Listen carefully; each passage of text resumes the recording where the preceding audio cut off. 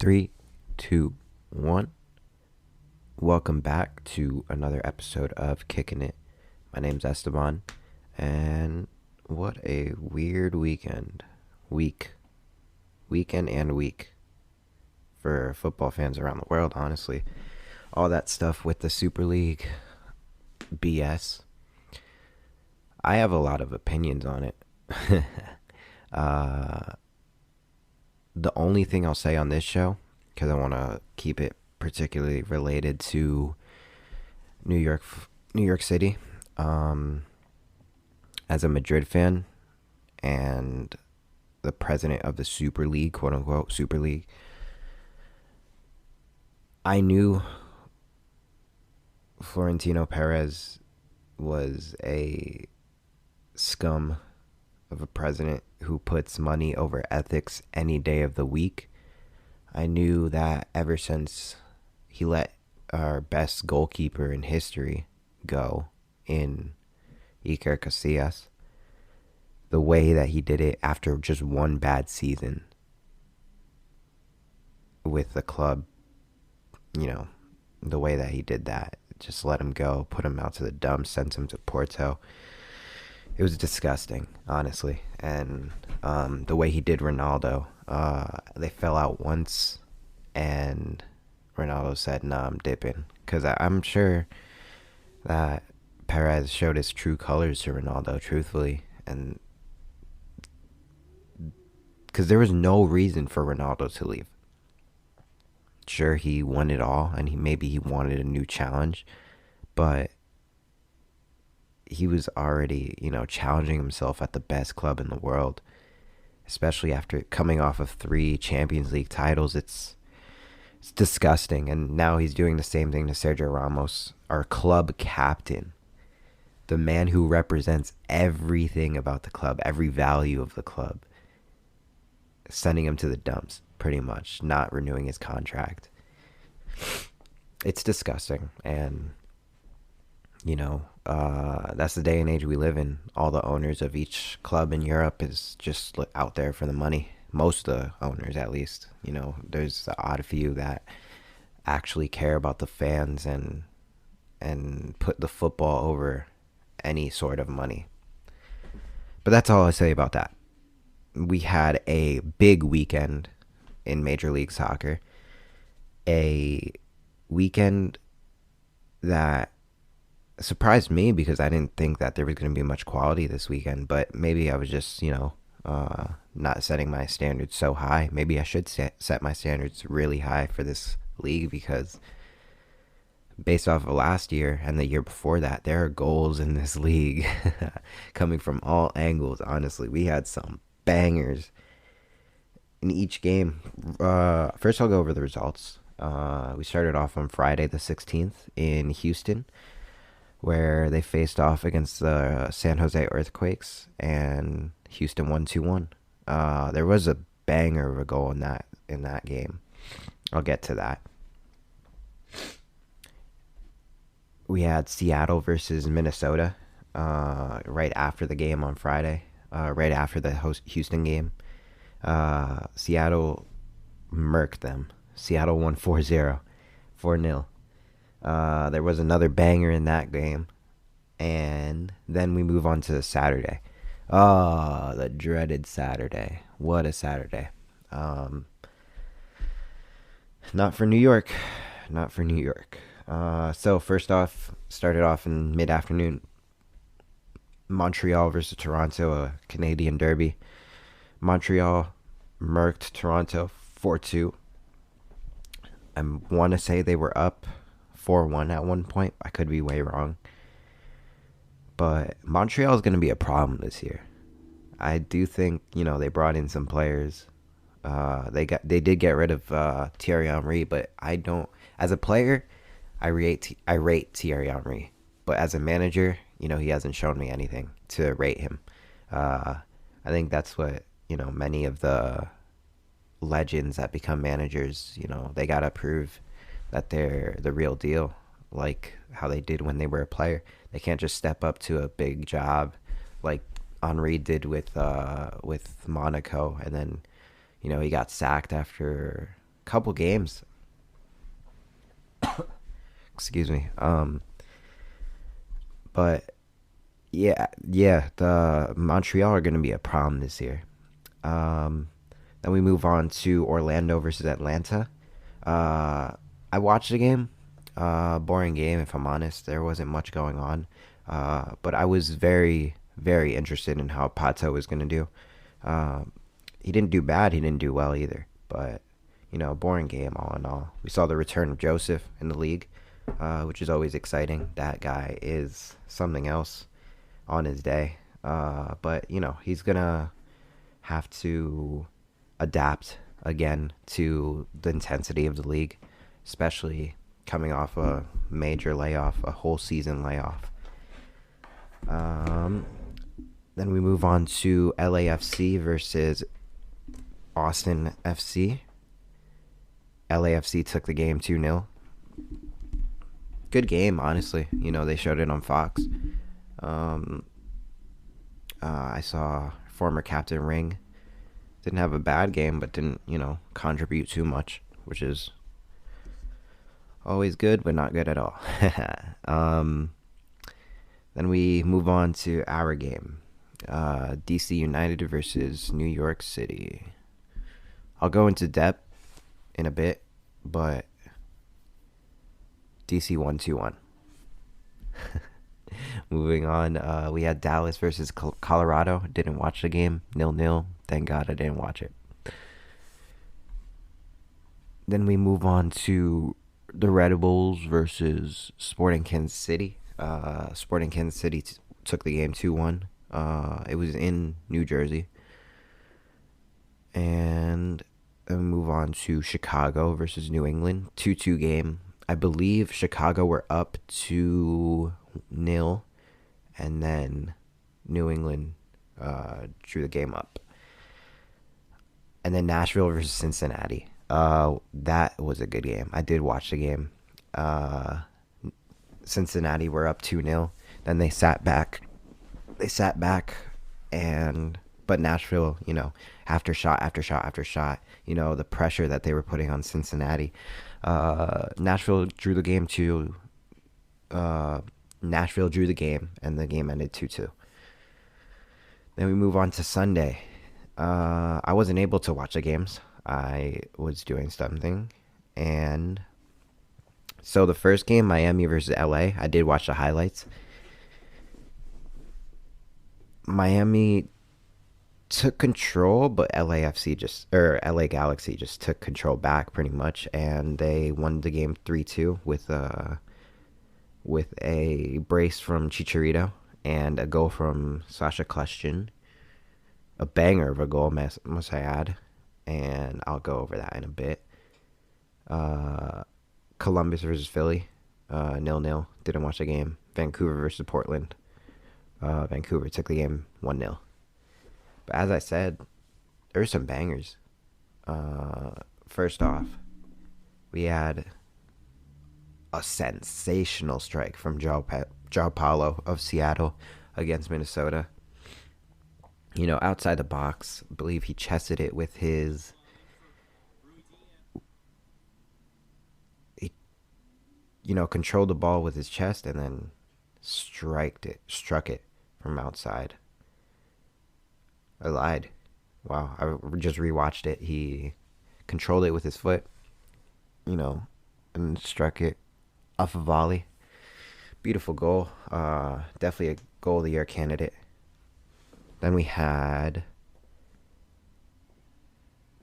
Paul Marie of wow, what a strike. Okay, I just rewatched it. San Jose. Took it on his right, curled it in. Beautiful. Beautiful finish. They did end up losing the game 2-1 though. Then we had Corey Baird from LAFC. Just passing it around. LAFC are really good at that. Ooh, another curl in, but near post. Beautiful goal, beautiful finish. And we had Randall Leal of Nashville. Believe this was right at the corner of the box. I could be wrong. but he went far post, which I was, yeah, right at the corner of the box, went far post. Goalkeeper just left guessing. The curve on that ball was beautiful. Then we had Sasha Kleshin against Miami. Leggett rolls it back. Ooh, left foot strike and curled it in, hit the side post, and then went in. Beautiful goals. I think that was my top five. So it was João Paulo against Minnesota, Paul Marie against Houston, Corey Baird against Austin FC, Randall Leal against Cincinnati, and Sasha Kleshin against Miami. Beautiful goals. So the standings. Montreal are in first in the Eastern Conference. DC United are in second. New England are in third. Chicago are in fourth. Cincinnati in fifth, our next opponents. Nashville in sixth. Orlando in seventh. Atlanta in eighth. Columbus in ninth. Philly in 10th. Miami in 11th. Red Bulls in 12th. Second to last are New York and Toronto in last in the East. And then in the West, Seattle in first, LAFC in second, Galaxy in third, Sporting Kansas City are in fourth, Houston in fifth, Vancouver in sixth, Dallas in seventh, Colorado in eighth, Real Salt Lake in ninth, San Jose in 10th, Portland in 11th, Austin in 12th, and Minnesota in 13th. That brings us to recapping the game against DC. I am impressed by that DC team. I definitely underestimated them. I didn't think they were as good as they were going to show.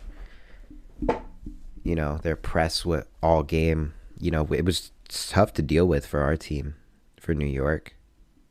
They reminded me of Atletico. The way Atletico plays, defensively, but their press is undeniably brilliant. I believe that our Argentine coach had a lot to do with it. Coming from Belgium, bringing in Belgian players, bringing in players that can score beautiful goals. Okay, so top 7 goals, just, tracking back, top 7 goals, because I just remember the DC goals. Top 7 goals, you're going to add that Russell Canoes strike and that Hans Eyck strike, took it first time. Beautiful, beautiful finishes. So we'll just go with top 7 goals. I'm going to remember to, take those into account. The goals that are scored against New York this season. Don't want to leave anybody out because those are beautiful strikes. But yeah, so the first 15 minutes were spot on, perfect. Pass and play, beautiful creations of plays. Tati was trying to get on the end of many goals, or many chances, but and Tati being Tati, not finishing them off. But after we scored the goal, Tinnerholm laid it off. Thought it was an own goal, but I guess they gave it to Castellanos.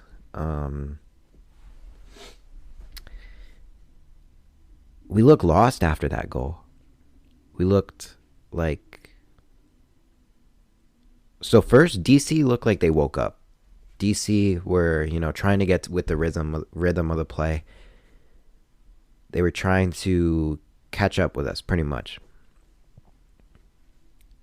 But then after the goal, after we scored, we looked out of ideas. The midfield was getting bossed. Sands was losing the ball, one ball after another. I have a stat here that says losing one-on-one duels, he lost 7 times. And, he has to have more defensive, gets leadership in the midfield. As a CDM, you're the last line of defense before the defense. You have to not lose the ball so much, because then we're gonna concede goals. And as soon as Sands came off, and around, I'd imagine it was like the 60th minute, Alfredo Morales definitely showed more energy, more movement in the midfield. He definitely made an impact as soon as he got on. Which is what I want to see, Alfredo Morales was doing what Alex Ring did last season.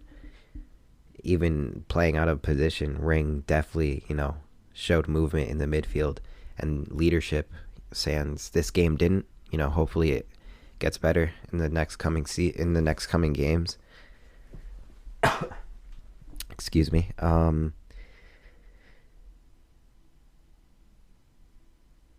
And then so all the goals pretty much happened in the first half. So Tati scored in the 15th minute. That Hans Zijk strike from outside the box, banger of a goal. And then that Russell Canoes little pass in to the goal pretty much happened, I believe, right before halftime. But it was a beautiful, little pass in. Like, I don't even think he struck the ball as hard as he can. It was just a beautiful side foot shot that had Sean Johnson guessing. I'd imagine he couldn't see the ball, so especially after coming off of a corner, there was many people blocking him. Beautiful performance by DC. Can't take away the credit from there, but New York definitely, didn't come in light of the game. They were sleeping pretty much most of the game. I want to see Ronnie Dyla definitely change things up in the next game against Cincinnati. I'll go over the players that just weren't good enough for me. Goody Thoranson. I'll never know how to say his last name, but I'll just call him Goody for now. Goody was not good enough. He looked, as Ian Joy said on the broadcast, he looked winded after like 20 minutes. Not what I want to see from a left back who is going to most likely start against Cincinnati, and seeing that Cincinnati team, seeing the pressure that they put up against Nashville in the first whatever minutes that they were up 2-0 against. Cincinnati are a threat this season, in my opinion, with all the attack that they added into their squad. I don't want to see Goody start the next game. I want to see Malte start. He definitely showed some flashes of Matarrita last season, attacking, but I want to see him put up against an attack that will put up pressure pretty much. Malte didn't have enough time to show because we were mostly on the attack when he went on. But I know there's going to be some teams that we play against that aren't going to just defend a lead like DC did. Another player that left a lot to be desired was Maxi Morales. He did drop not too deep because, the midfield was not, perfect like how I wanted it to be. Wanted to see Maxi push forward a lot more than he did. But at the same time, Medina was there to pick up a lot of Maxi's scraps,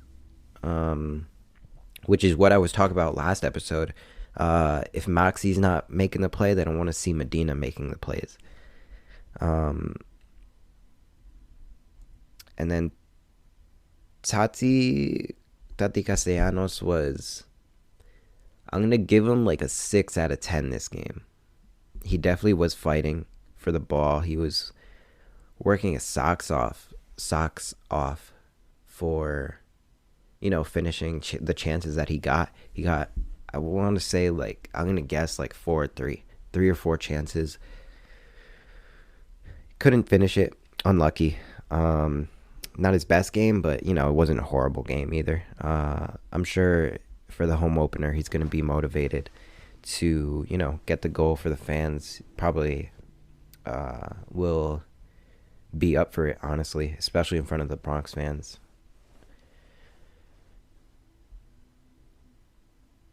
And yeah, DC just reminded me of Atletico, you know, pushing back as soon as they got the lead, or like Chelsea in the Mourinho era. They got a 2-0 lead, and you know nothing was going to happen after that. So, moving on. You know, again, not the best game, but first game of the season. Can't put too much pressure on the players, especially after just one game. There are more good, like 33 or 34 to go. So we always, you know, start off the season bad, and then, you know, progress, adapt to the intensity, and, you know, get some results out of most of the games. So I'm not too worried. I'm not too worried, but I am worried at the same time, especially on a personal level. I don't have much faith in the squad. I don't think we are going to make playoffs. Controversial, but there definitely was a lot to be left desired. There's a lot left to be desired. Excuse me. For after this game, you know, I did like the first 15 minutes. Definitely showed some promise. Could be what is to come for a longer extended time period. But just like in fighting, styles make matchups. So that DC team reminded me of Atletico, you know, playing on the defensive once they got their lead. It was going to be tough for us to break them down. So this Cincinnati team, on the other hand, which is a perfect segue, is going to, for example, all right, they played against Nashville, right? They got the 2-0 lead. I believe Brenner and Acosta got the goals. With that attack, you wouldn't expect them to push back and just defend the lead. Especially, I believe it was just the first half. You expect them to, you know, go for more. Especially, you want that third, you want that fourth. Especially with that attack. I believe New Yorker have a good chance of winning this.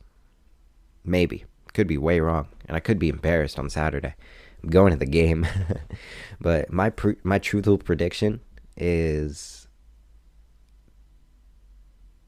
coming up, because I am going to go over some of the points that I'm trying to make.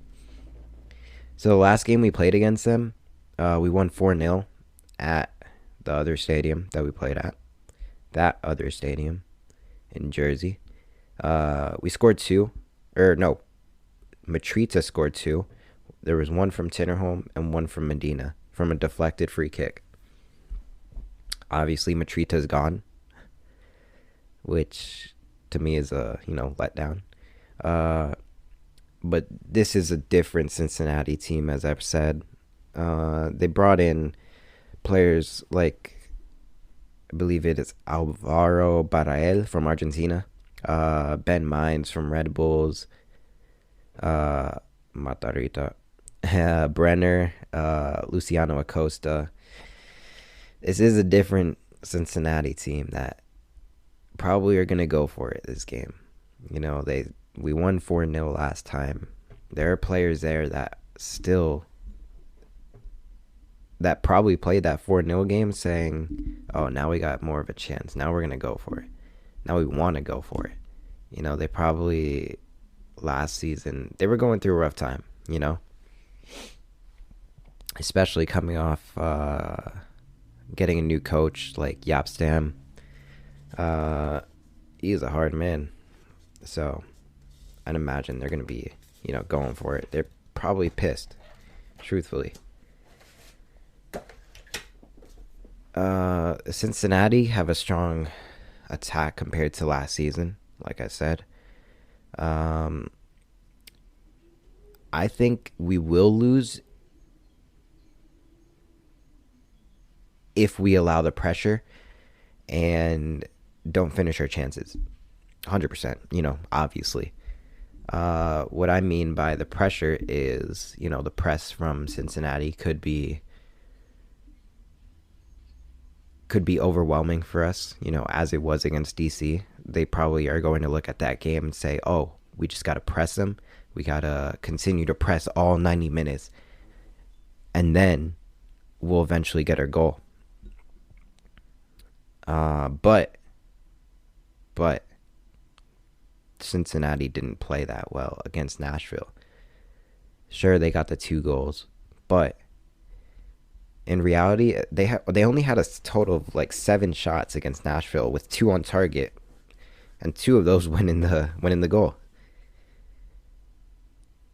So I think we're going to dominate possession again, as we did against DC. I believe we had like the 60 something percent of possession. But when it comes to that, because clearly Cincinnati took advantage of those 2 shots on target, so I could see more of the same thing happening. But the defense has to be better in terms of closing down when it comes to the long shots and just leading the team to a victory, because at the end of the day, defense wins games. But also, in terms of having all that possession, like I said, which I predict that we're most likely going to have, that possession has to be turned into shots and chances for Tati, for Medina, for Izzy. Because last game against DC, we had all that possession, but there was a lot to be desired in terms of having chances, because we just didn't have the chances to level up. But we're going to see how Ronnie Dyla decides to play this game. It's going to definitely be possession based, but I hope it's more direct towards a goal. Because, side passes are not going to get us anywhere, honestly. What I am going to keep an eye out for in this game, which I think is going to be the battle of the game, is Anton Tinnerholm versus Matarrita. Matarrita, we know, loves to get forward, but at the same time, Tinnerholm also loves to get forward. So I'm interested to see how they pretty much clash against each other, which leads me into my predicted starting 11. So I think not much is going to change. One change I have in my starting 11, or no, 2 changes, because I predicted that Yasin was going to start, but he didn't. So we have Johnson in goal, of course, captain. Tinnerholm on the right back. Maxime Chanot, right center back. Left center back, Callens. Left back, Goody. But if he is being exposed all game, I could definitely see him coming off for Malte. Especially when, say, we are losing. I don't think Goody has that attacking prowess that we need, especially if we're losing a game. Moving on to the midfield, we have Kickin at right center mid, and then at defensive mid, I have Alfredo Morales. He definitely showed some leadership and movement and energy that Sands wasn't showing. But at the same time, he isn't match fit. Most likely isn't match fit. And if Morales doesn't start, it's definitely going to be Sands, but Morales is going to get in the game at some point in the second half. To right mid, we have Jesus Medina. Center attacking mid, we have Maxi Morales. Left mid, we have Tajuri Sharadi. I think, Yasin left a lot to be desired again with the game against DC. But at the same time, he is like an 18-year-old who was making his MLS debut. So it was, nerve-wracking, especially when we were losing. We needed to get a goal. So, and the press from DC was spectacular, if I'm being honest. I haven't seen pressing work that well until now. It was beautiful to watch, honestly. Like when I took a step back and I realized, Jesus Christ, this team is gonna be hard to deal with for many teams in the MLS. So then at striker we have Castellanos, of course, undeniable. I don't think Thiago Andrade is gonna be in for the next couple games, honestly. We're gonna have to wait to see what Thiago Andrade brings. Apparently he's a left wing. Thought he was a striker, so that's my bad. But I definitely think he can play striker when Tati is out or needs a rest. Moving on to my score prediction.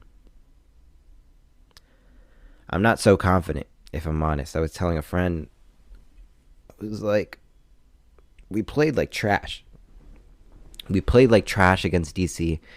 There was a lot left to be desired again, which is, I think, the key term for this episode. A lot left to be desired from the team. Do I think we get it done? Yes. Am I confident? Not exactly. I do think we are going to concede. We'll probably concede first because Cincinnati clearly have the pressure, clearly press and create chances in the first half or the first 20 minutes or so. So it's either going to be a 2-1 win from NYCFC or, which I'm leaning more towards this one, a 2-2 draw. It's a tough game to predict, if I'm honest, because, after just one game, it's hard to predict these things. I want to see us change a lot of things. If I'm honest, I want to see Morales again. He played extremely well against DC. Sure, he lost the ball maybe once or twice, but he definitely showed something that Sands didn't. And that's what I'm excited for. I do think Sands is probably going to start. I want Morales to start, but probably isn't going to happen. And yeah, that is my preview for the game against Cincinnati. I will be there. It is at 1 o'clock. I'm probably going to be wasted. It's the first game in like 500. Here on the website, it says 577 days. And it's funny because I was at the last one. I was at the last home game that had fans against Atlanta United. It was a great experience, a weekday game. I never really had experienced a weekday game until then. And it was fun, we beat Atlanta 4-1, I believe. Damn, when I look back at it, things have changed. And for both clubs, Atlanta just coming off a last place finish in the East. And we are pretty much looking the same with a couple different players. Yeah, it's crazy to look back and reminisce at that. I guess that leaves me there. I've gone over everything that I wanted to go over.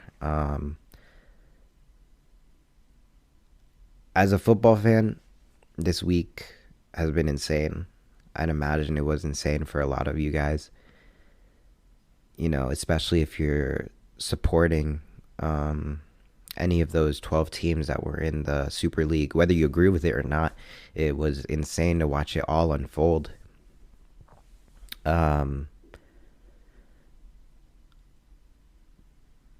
But it's beautiful to see that football fans definitely panned together and said, excuse my French, fuck all that, and let's get our sport back. because at the end of the day, at this point, it is the owners against the fans,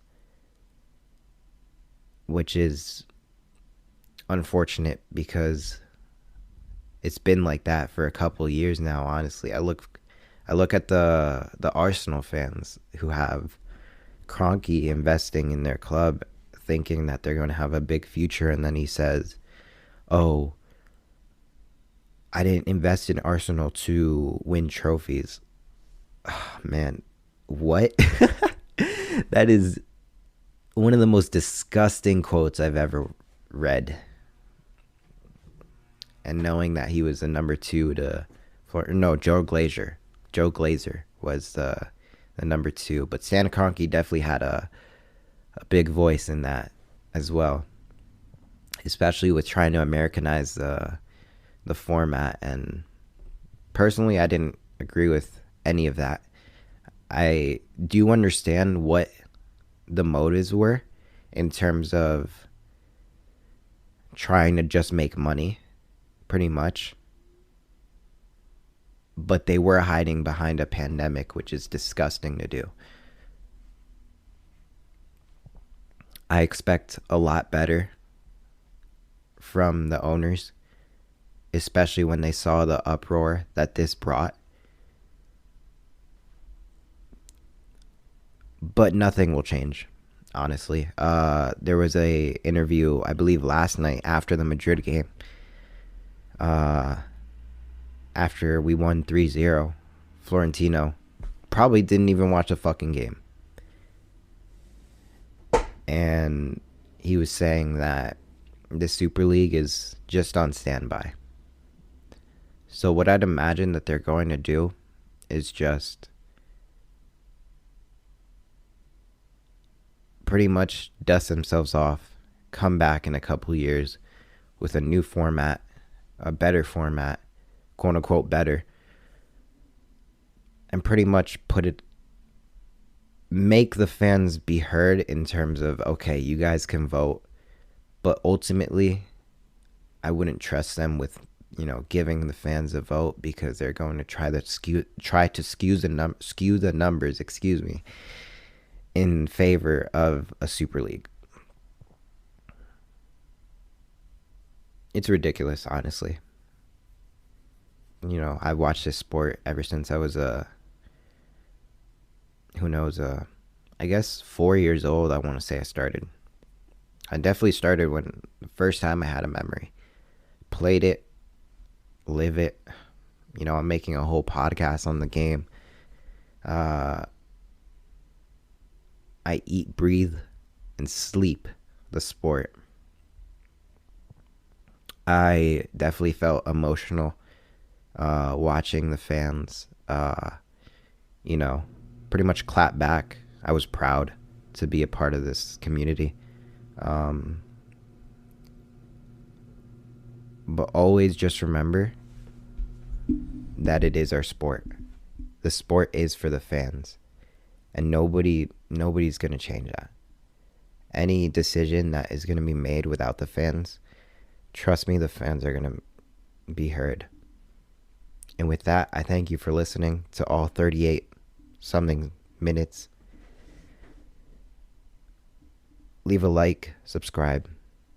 Thank you.